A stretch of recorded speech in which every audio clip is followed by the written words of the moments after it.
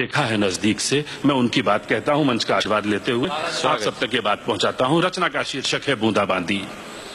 कि हमारे घर देर से पहुंचने पर बीबी इतनी जोर से भड़की गुरु कि हम समझ गए बरसात होने वाली है शुरू। जो गरजते हैं वो बरसते नहीं वाला मुहावरा जिन लोगों ने भी बाजार में फेंका है उन्होंने हमारी बीबी को नहीं देखा है।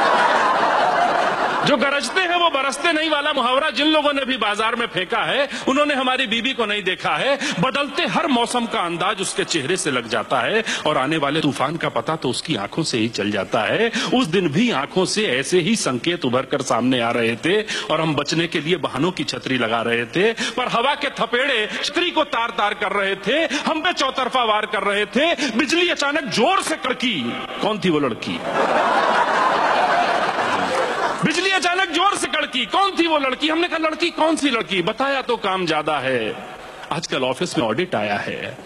वो बोली अच्छा फिर कितने पैसे मिल जाएंगे इस ओवर टाइम के? क्या रेट है तुम्हारे यहाँ वर्किंग टाइम के?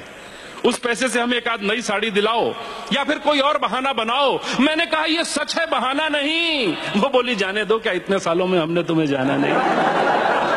वो बोली जाने दो, क्या इतने सालों में हमने तुम्हें जाना नहीं? अब की बादल गरजे तो दोस्तों पे हो रहे थे खर्चे।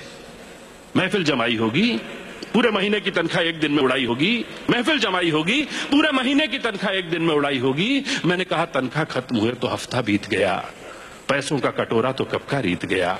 अब की घुमड़ी घटाएं तो हम बताएं, ले दे के रह जाता है सिनेमा, है ना? आज कौन सा टाकिज घूम लिया?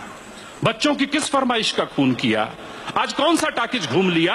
बच्चों की किस फरमाइश का खून किया? मैंने कहा माना कि देर कुछ ज्यादा हो गई है, पर इतनी भी नहीं कि बात का बतंगड़ बनाओ। एक छोटे से अपराध पर दाना पानी लेके चढ़ जाओ। अरे मैं तुम्हारे और बच्चों के ख्वाब सजाने की ही सजा पा रहा हूं। जिस देर से आने को तुम मेरी अय्याशी समझ रही हो, मैं उस वक्त में भी 4 पैसे कमा रहा हूं। मैं उस वक्त में भी 4 पैसे कमा रहा हूं। पूरा 1 महीना कुछ बच्चों को पढ़ाया है, तब जाकर आज का दिन आया है। लेके आप आया हूं तुम्हारे लिए दवाई और बच्चों के लिए किताब, और तुम समझ रही हो लड़की, सिनेमा, ताश और शराब। अब थम चुकी थी आंधी और शुरू होने वाली थी बूंदाबांदी। क्या बात है बाबा। अब थम चुकी थी आंधी और शुरू होने वाली थी बूंदाबांदी। माफ कर दो पत्नी बोली, हमने बेकार तुम पे शक किया, पर क्या बताएं ये महीना हमने कैसे जिया। तुम्हारा देर से आना एक बवाल उठा रहा था, मन में न जाने कैसे कैसे सवाल उठा रहा था। हमारे चारों ओर बनने लगा था कम हवा का दबाव, गजब था बादलों का जमाओ।